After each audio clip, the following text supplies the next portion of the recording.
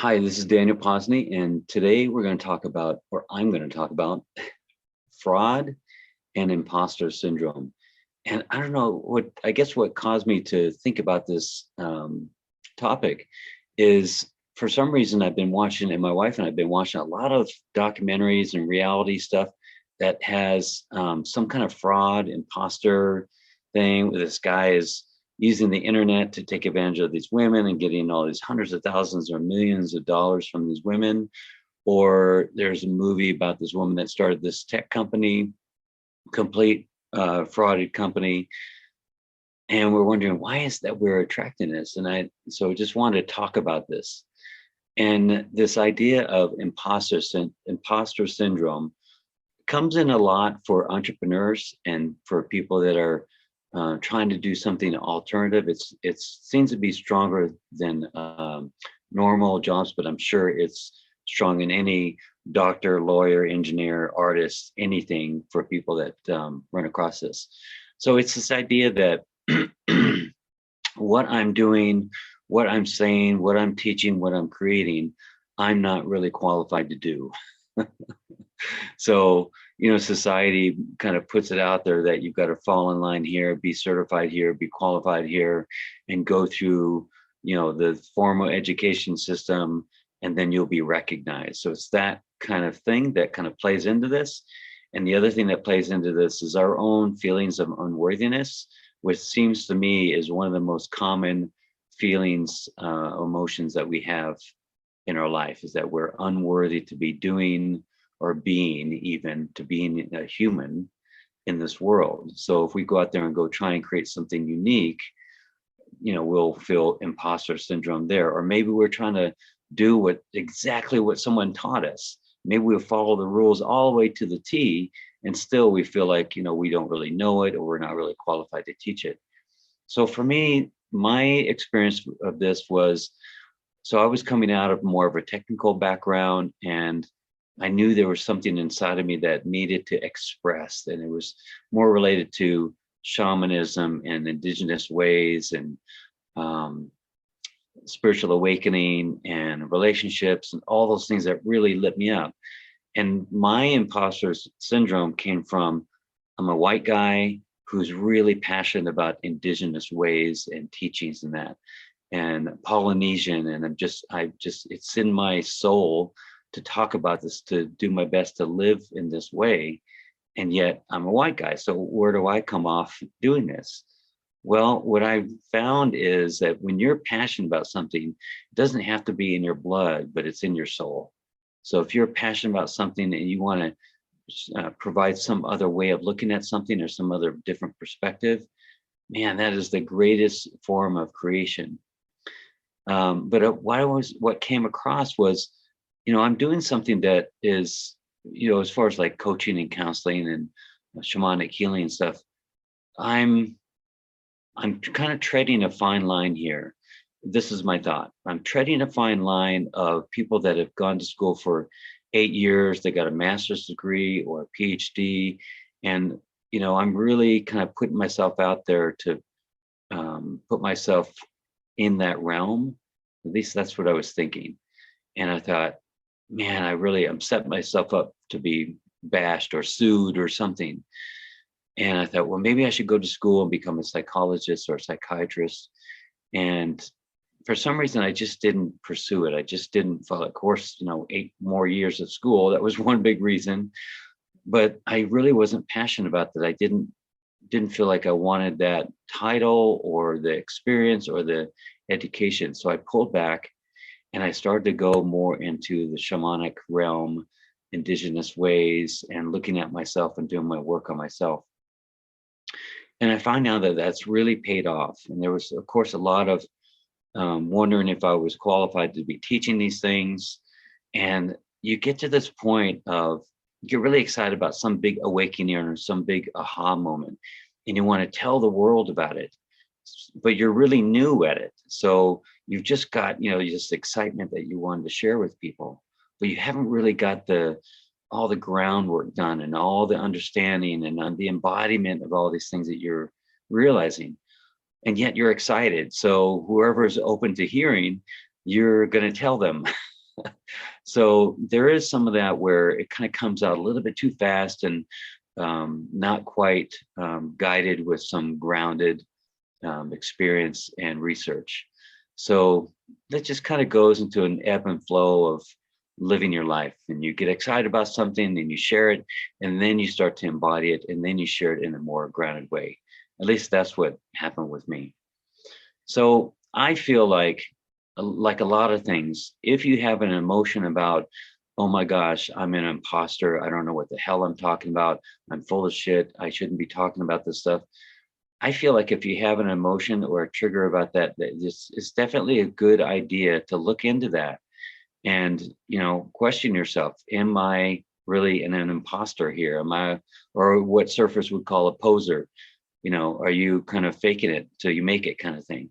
It's really a good thing to look at, because then you can look at it and you can say, okay, not really where I thought I was.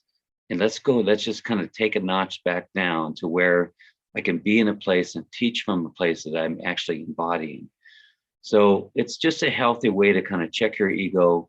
And then once you check that and you've taken a healthy look at it, now it's like, I feel like you're in a better place than you were before if you didn't check it. So also, if you don't have any emotion about it and you don't have any trigger about it, like I do know some people that are really kind of posers, and they put themselves in a pretty high position with very little experience or embodiment. So those people are putting on this mask or this persona of, I am so here, but I know that behind the scenes they're feeling like they're an imposter, and that goes on. So what happens is that you might be faking it till you make it, but everything is energy, and people are going to feel that energy, and you may fake it one time, but you'll find that people don't really come back, and they feel something inside, that something's incongruent or out of integrity. So when you feel some of that, that's you're in that position, just take yourself back, just forgive yourself for kind of moving through your excitement and wanting to be in this place, and oops, like you see these people that are like in like a teaching combat training or teaching how to use a gun or something, and then they find out that they don't really know what they're doing. Okay, I almost hurt somebody there. Let's bring it back, because this is also a place, especially if you're doing some kind of counseling or teaching or something, there is some it's good to remember, do no harm. And if you put yourself into a position that you're more of an authority than you really are, then there's an opportunity for you to do some harm, and you don't want to be a part of that.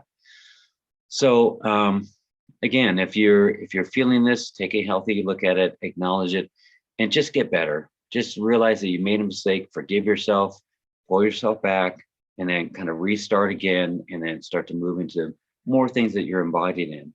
Because when you start to teach and do and act and say things that you're embodying, it comes out naturally from you, and it comes out with passion. You don't have to follow your notes so much.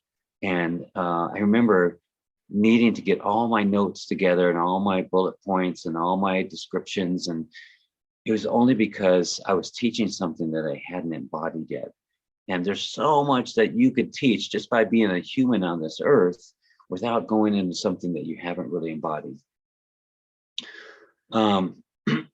You're also going to speak to the right people that come on your journey. So if you're speaking to something that you're a little bit out of integrity and it can be felt by the person that's in front of you, that's perfect, because that person is going to have a little judgment towards you, and it's all going to be a match. So I also want to say that your worthiness, this idea of worthiness, is a bullshit idea, and it's not really a real divine concept from God kind of thing. This is a man-made idea that was meant to judge people and categorize people as not sufficiently qualified, or not in the right clan or group or tribe. And so it's really not a real idea that you could in any way be unworthy. I know the feeling is real, but the concept is not really real. So this whole imposter syndrome and being a fraud and stuff, it all goes back to feeling the feeling of unworthiness, which probably came in sometime in your childhood. So even the people that have been a real fraud, it's like anyone that has guilt or shame or is a fraud somehow, they've somehow identified with that concept, with that being a fraud, or they're always lying.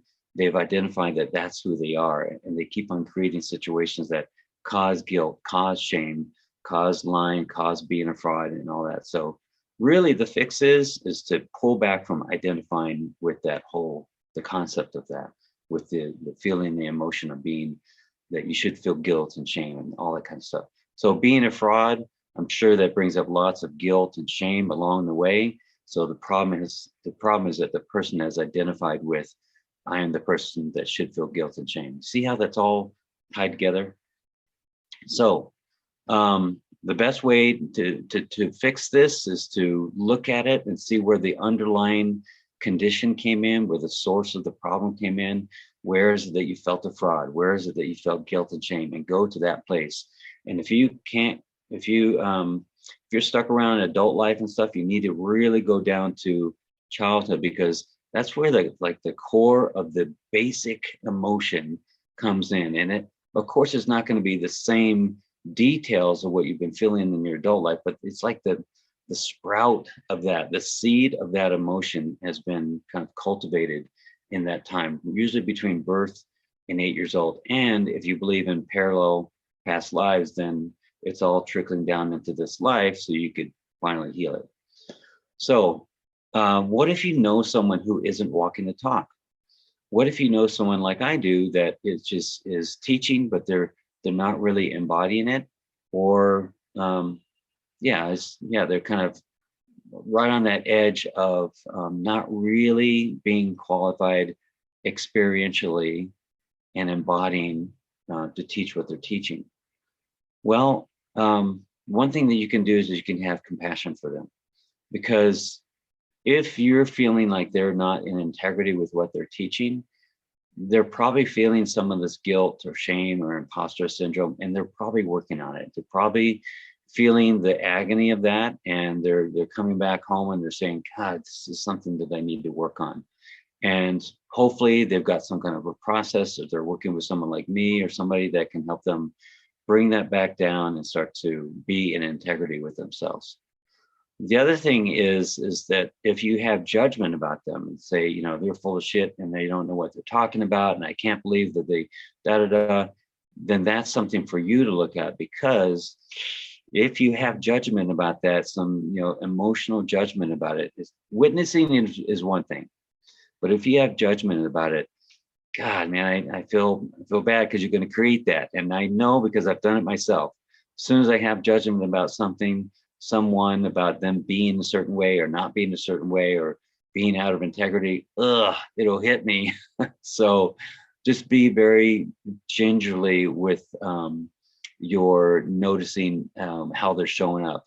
Because the way that really works for me now is that when I see someone like that and I go, ooh, gosh, that doesn't really feel in an integrity, and I don't feel like they're my teacher. So how can I look at myself and see if I might be doing the same thing? Maybe when I'm unbalanced, maybe when I've had a hard day and I'm a little bit, don't have a lot of energy, maybe the way that I show up sometimes, and I'm talking about something that I really am not qualified to talk about because I haven't embodied it yet. So it's just like they say, it's just a reflection. So you can look at it, go, okay, where am I at?